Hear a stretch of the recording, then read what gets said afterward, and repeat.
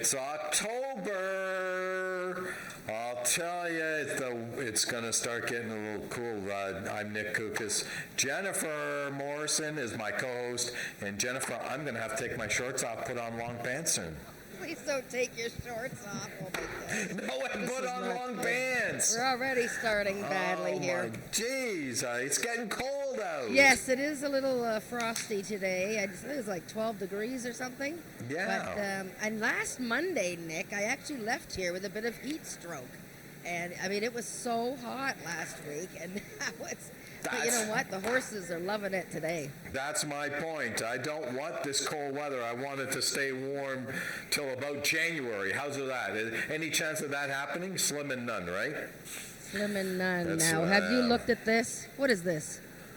Happy birthday, Emilio. Emilio Trotta, our general manager here at Ajax Downs. It's our his fearless birthday leader. Today. Yeah, it's his birthday. Happy birthday, Emilio. We won't say how old he is, but he's younger than I am. Might be older than you, but younger than me. He's definitely not older than I am. Okay, well, I like gambling, so I could put a bet on that, but we can talk about that off air afterwards. We've got 9 exciting races today. We've got the Gridiron Gallop, and of course the feature race on today's card, the 20th running of the Alex Peikoff Memorial Futurity. Over $100,000 up for grabs today, Jen. Does that get you excited? Oh my gosh, never mind that, but we have 4 racing days left, including today, Nick. We got the $100,000 2-year-old stake today. We got the Peikoff Championship next Monday, Country Boy 1, 2, 3, and all the guys. And then stakes all the way the last 4 days. Stakes races every day, so it's great racing here. And pick 4s and pick 3s. Let's try to get them today. Okay, let's start with race number 1, which is a maiden claiming event, $10,000, the claiming price. We have a field of 5 in here, and I think we both went with bar hop in here because we like the bar hop, but unfortunately we're not allowed the bar hop anymore because of this pandemic. Yes, it's been a wonderful year, hasn't it, for bar wonderful. hopping? Jeez.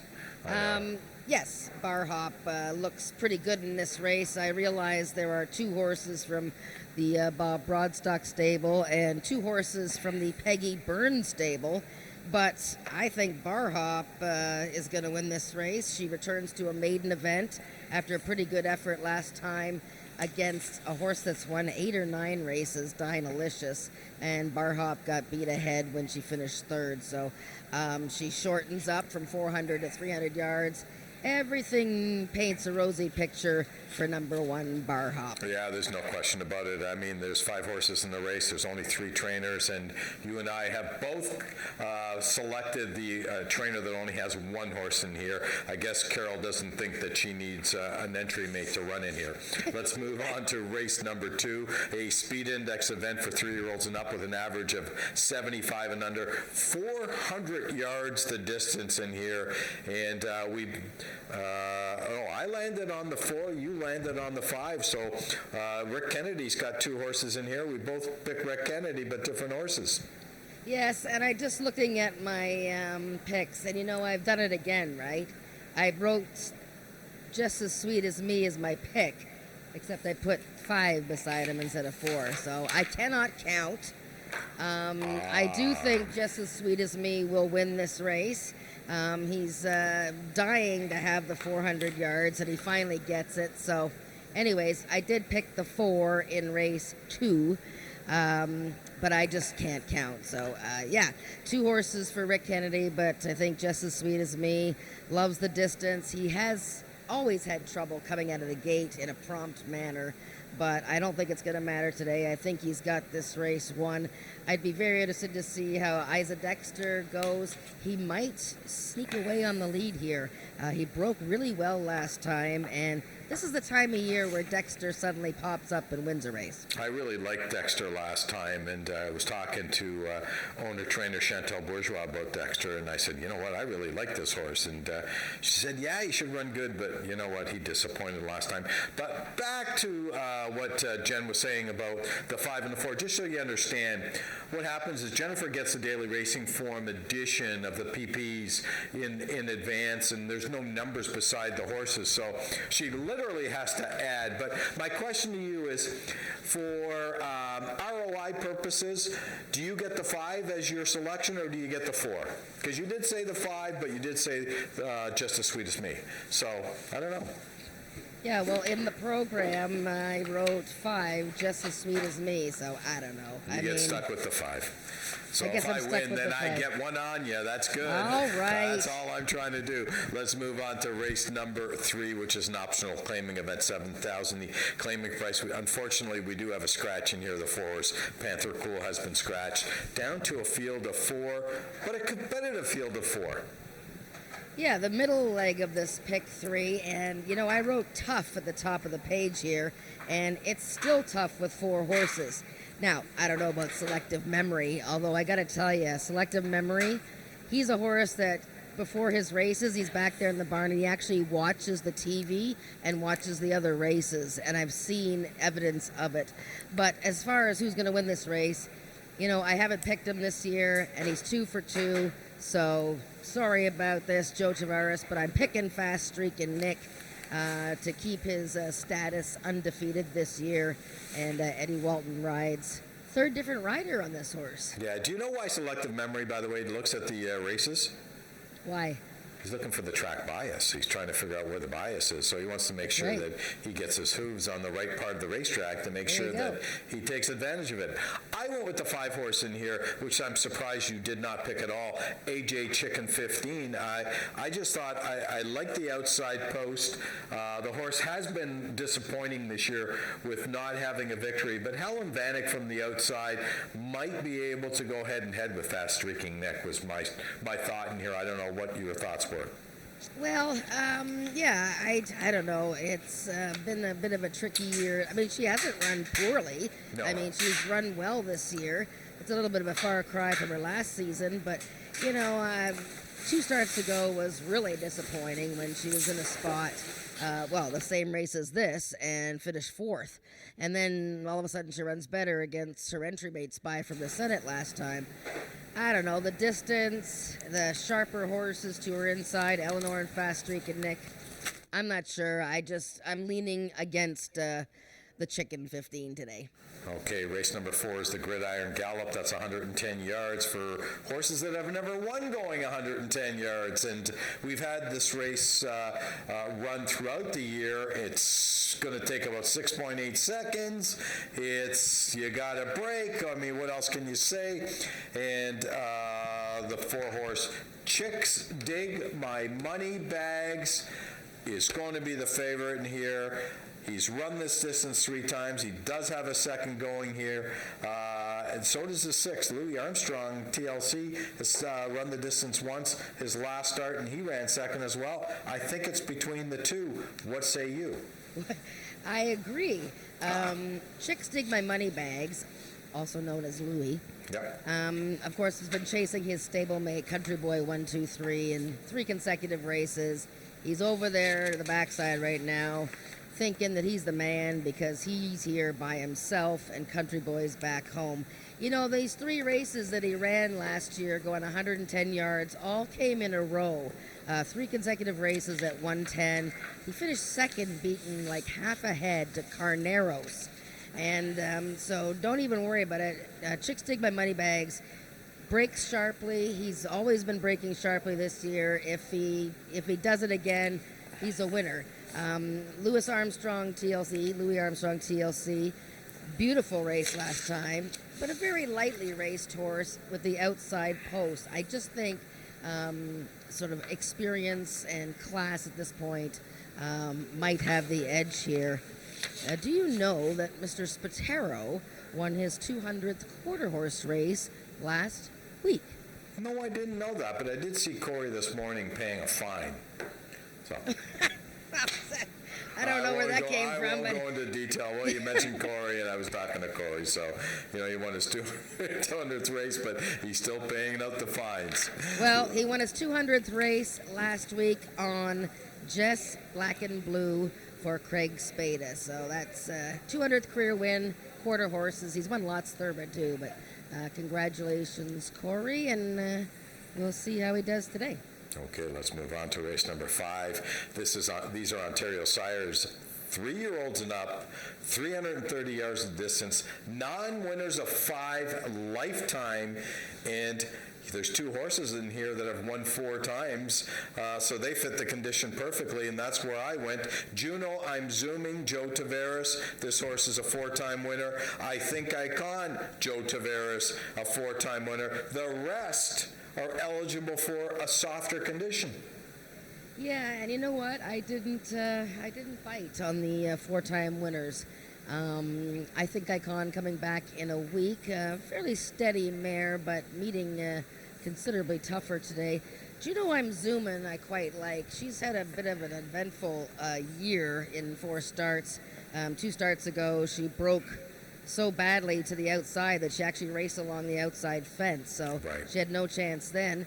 And then last time she was going 110 yards. That's not really suited for her, but she actually ran really well and then blew by everybody past the finish line. So, she looks pretty good, but I think the horse to beat here is Jess Carolina's Award. Had a very awkward, messy start from the gate last time in the same race, non-winners of 5, and closed to be second to a very fast filly by the name of Just a Sweet Surprise. So he gets more distance, 330 yards. That's the winner in my books. Yeah, it's just hard for me to pick that horse. The horse is a 3-year-old running against older horses and fits non-3 life and moves into quite the gap in condition. So, yeah, on paper the horse, the lines look pretty good, but, the condition fit is just not to my liking. Let's move on to race number 6, the start of our pick 4 today. Another race that we're down to a field of 4, but again, another race that's got 4, but it's really, really tough. No standouts in this race. I went with the 3-horse Arctic Fame. You went with the 5-horse Not Whistling Dixie. Well, I think this is the race that you're going to have to probably take a stand in for the pick 4 wager, because as we go along, I think the races get a little trickier. The last race, maybe not so, but you got the stakes race in there with the 2-year-olds, and then the next race I find a bit tricky. So what are we going to do in this race? We got a 4-horse field. Do you go with, the hardened old-timer Arctic Fame coming back in 1 week? Well, Scott Reid is very good at it. He's almost 40% winners bringing his horse back in a week, and that's in the last 2 years. So Arctic Fame is a very sharp, good speedster. He's going to love shortening up to 250. But I gotta give this race to Not Whistling Dixie. I mean, you gotta feel sorry for her. She has been running amazing this year. She's just so classy, this gal. 5 times in the top 3 in 7 starts, 12,000 earning. She's had to run against the best older horses. Country Boy last time, 5-Bar Fandango a couple of times. This is her day, Nick. It has to be. I'm going to key her in the pick 4. There you go. Jennifer's Key, Not Whistling Dixie in race number 6. Let's move on to race number 7. The start of our late pick 3 as well today. Now, this is a tough race. I mean, we both ended up with the 5-horse Just a Wee Drink, 15-1 in the morning line, but a very, very tough race, Jen. Yeah, and so that's what I said. I think the first leg of the pick 4, you got to take a stand. I sort of leaning towards Just a Wee Drink. I really liked her last race, and these are non-winners of 2 lifetime Ontario Sires, so she fits the class again. She ran well last time. She was pretty strong. I think Shaken is a really good horse.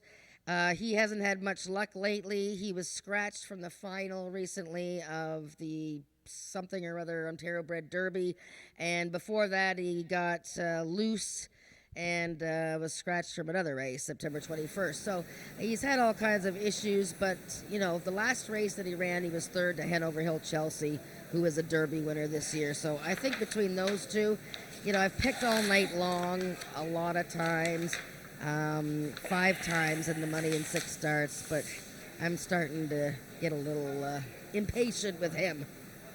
Okay, let's, without further ado, let's get to the feature race on today's card. The 8th race, the 20th running of the Alex Peikoff Memorial Futurity. Over $100,000 for grabs. And you want to talk about a great race. This is a great race. We've got the best 2-year-olds in Canada running in this race. We both landed on the 3-horse Twixt of Fate, Eddie Walton, Michelle Woodley. Well, isn't that funny that we both picked a horse, and he didn't win either of the trials.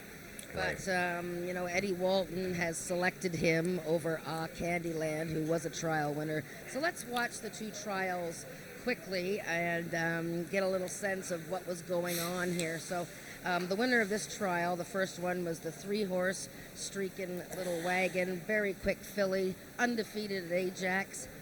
But Twixt of Fate, as Eddie Walton has told us, has no idea what he's doing still. No clue. He's 3 from the outside. Well, now he's 2 from the outside because he went to the outside. He's got the white blinkers. He's very green still and was undefeated going into this race. I like the way he closed. It's just a matter of if he gets sorted out a little sooner than he did in this race. I love the way the outside filly ran, though, eh? And Craig Spada has 3 horses in this race. And one of them is Rosie Perry, who's on the outside following Twixt of Fate. And look at how she closes on the outside. I mean, I realize Streaking Little Wagon's long gone. She's a tough speedster, but I like the way Rosie Perry and Twixt of Fate close. Let's watch the other trial, boys. And this one was won by Candyland.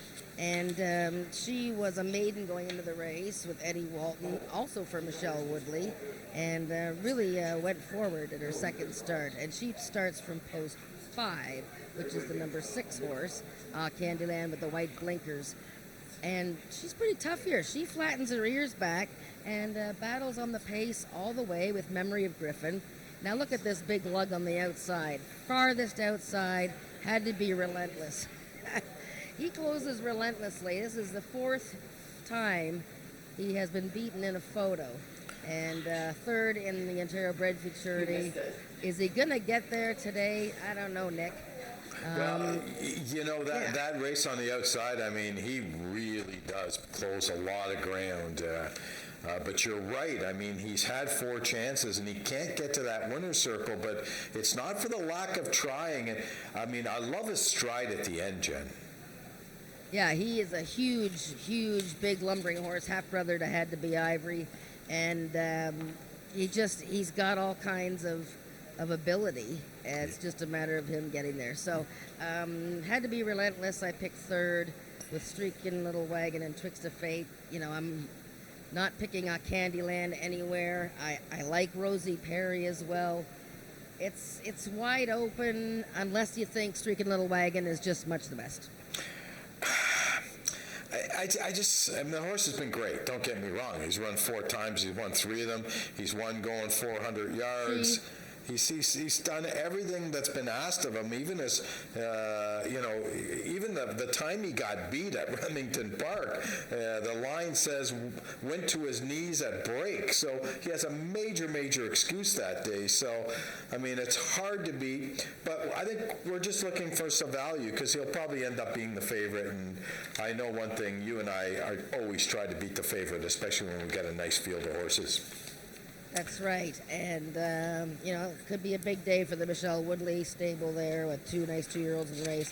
But the filly Streaking Little Wagon, she's the one to catch. Yeah, with one of my favorite owners, Richard Winsakabi, who I know could always use the money because I know snow's coming where he lives, I'll tell you. It's coming. If it's not there already, Richard, if you're watching this, I mean, I hope you don't have to shovel the snow right now, because if you don't today, it's October. It's coming. Race number 9 is the final race on today's card. Speed Index event for 3-year-olds and up with an average of 85 and under.